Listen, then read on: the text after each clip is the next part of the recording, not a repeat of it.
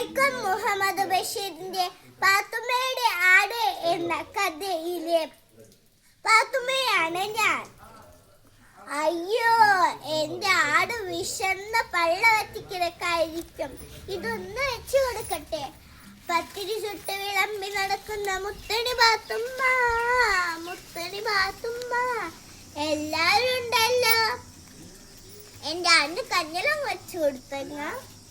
നിന്റെ ആടിന് കഞ്ഞിളം കൊടുക്കാത്തതിന്റെ കുഴപ്പം ഇപ്പൊ ഇവിടെയുള്ള ബുക്കും പേപ്പറും സകലമായ ചണ്ടിപ്പണ്ടാരങ്ങളും തിന്ന് പള്ള നിറച്ച് കിടക്കാൻ നിന്റെ ആട്.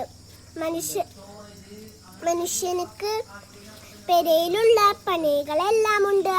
അതിന്റെ ഇടയ്ക്ക നിന്റെ ഒരു ആട്. പോ പിന്നെ, എന്റെ ആടൊന്ന് പെറ്റാട്ടെ.